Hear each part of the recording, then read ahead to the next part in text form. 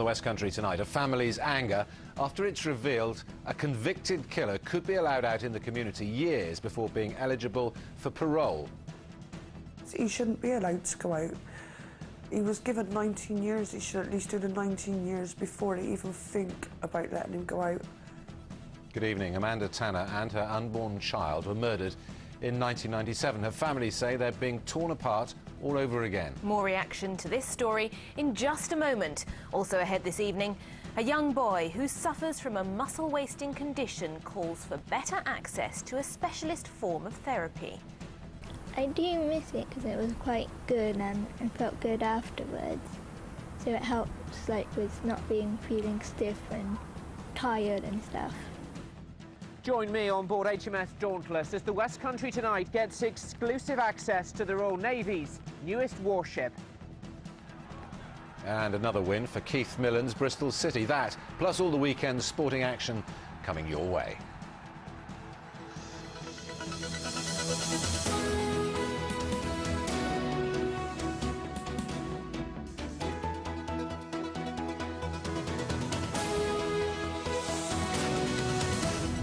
This is the West Country Tonight with Steve Scott and Vanessa Cadderford. Hello there. First tonight, the family of a murdered woman have reacted with anger to the news that her killer could be allowed out into the community 7 years before being eligible for parole. Amanda Tanner, who was pregnant at the time, was stabbed to death at her home in Bristol by George McIver. At his trial, McIver was told he would be locked up for a minimum of 19 years. Amanda's sister, Zoe Tanner, has been speaking to our reporter, Richard Payne. Zoe, can I ask first of all what your reaction has been to news that the man who killed your sister could soon be on supervised release? Absolutely disgusted. As far as I'm concerned, it's too early. He's only done 13 years. He had 19 years recommended. So why are they letting him go out on day trips? Just don't understand it whatsoever. What explanation have you been given as to why they're releasing him? To get him used to going back out into the community for when he is released.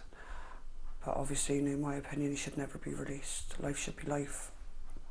What has this done to you and your family? Totally destroyed us. Again, it's like going back to day one. It's just not fair. Not fair on any of the family. You learn to live with it, you never forget it. You learn to live with it. And now we're back to square one again. So when this man was jailed and given a minimum 19 years, you believed he'd be in prison for at least 19 years? Yeah. We knew this day would come. Obviously, he's got to be released at some point. We knew this day would come, but not this early. He's only done 13 years. He's still got 7 years left. Why would they even think about letting him go out in the community? I just don't understand it. Can I ask you what your thoughts are towards this man? Well, he's not a man for a start. He's an absolute monster. He shouldn't have no human rights because he ain't a human, and he should never be allowed out. Never. So what's your appeal to the probation service tonight? Just to rethink.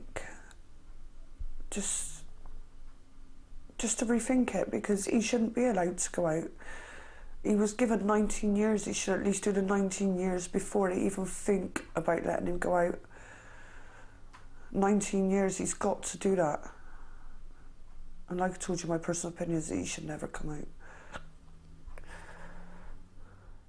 Zoe Tanner speaking to Richard Payne.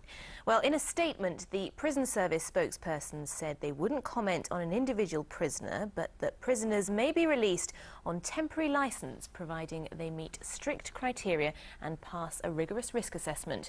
Release on temporary licence is used to prepare prisoners for their eventual release from custody. They say it helps to reduce the chance of reoffending by setting up appropriate employment and rehabilitation work and maintaining family contact. They say this is essential for successful resettlement and an important factor in protecting the public.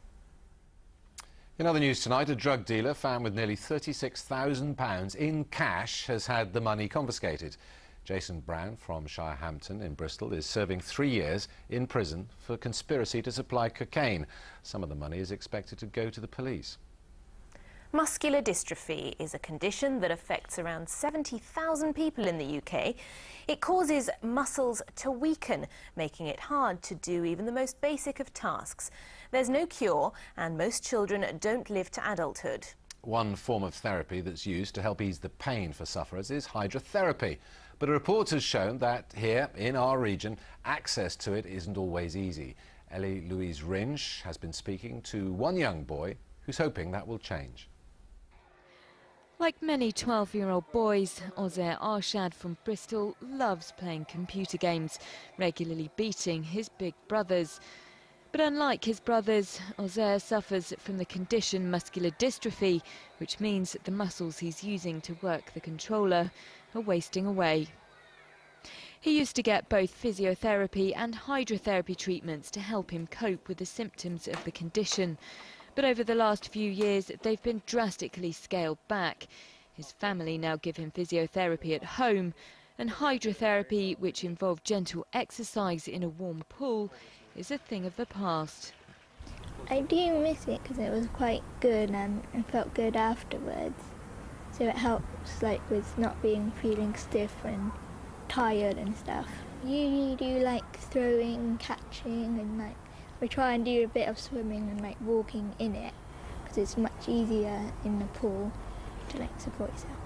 When he was having hydrotherapy, the benefits were enormous. He was relaxed, he slept well. His physiotherapy, which is carried out daily, was a lot easier to achieve. Now he isn't having it, you can feel the difference. Ozer's family believes anyone suffering from muscle disease should be allowed regular access to hydrotherapy. But a study for the Muscular Dystrophy campaign found it's easier to get an appointment for a dog or a horse than for a child like Ozer. Now, hydrotherapy pools like this one have to be kept above 37 degrees, which the charity says is hugely beneficial to people with muscle problems. At the moment, there are 43 hydrotherapy pools in the southwest dedicated to dogs and horses, but just 38 for the use of humans. And of those, only 10 offer a completely free service. It really does anger you when you look at the two opposite ends of the scale. That's what's happening at the moment. What we need is better access, long-term access, and we need hydrotherapy to be part of a long-term care plan of someone suffering from neuromuscular condition. Ozer's last hydrotherapy treatment was a year and a half ago. Campaigners say urgent action needs to be taken now to help Ozer and the thousands of children and adults like him. Ellie Louise Ringe for the West Country Tonight. Before we came on air, we spoke to Robert Meadowcroft from the Muscular Dystrophy campaign, and I began by asking him if he was shocked that it's easier for animals to get access to hydrotherapy here than it is for humans. This is very shocking indeed. When I read the report itself, I had to pinch myself. This is not April the 1st. We are still in March. It's not an April Fool's Day story. There's better hydrotherapy for dogs and horses than there are for patients in the southwest. It is shocking. And how beneficial for those who aren't aware is hydrotherapy to those who suffer from, let's say, muscular dystrophy? Well, it's very beneficial indeed, because muscular dystrophy is a long-term degenerative condition for which there are no cures.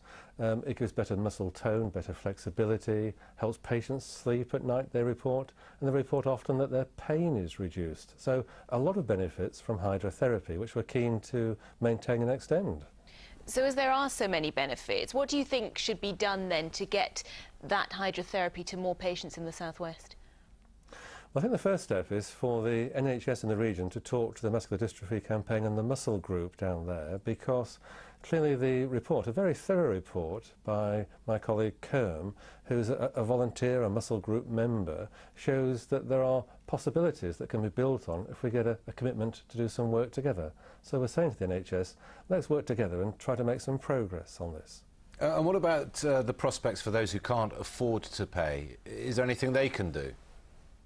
Well, that's part of the point we're making, that because of the health benefits from hydrotherapy and the fact it helps people to stay out of hospital, to have better health, why should this not be available to all patients through the NHS? it's a treatment, and in some countries such as Germany, it's recognised that hydrotherapy is part of the health package. And we believe that should be the case here. So in the short term, that's the discussion we want to have, and let's find a way to open the doors to the pools for the patients who need them. Robert Meadowcroft from the Muscular Dystrophy campaign. Right, let's get a check on some of the other stories happening where we live in tonight's Up Close.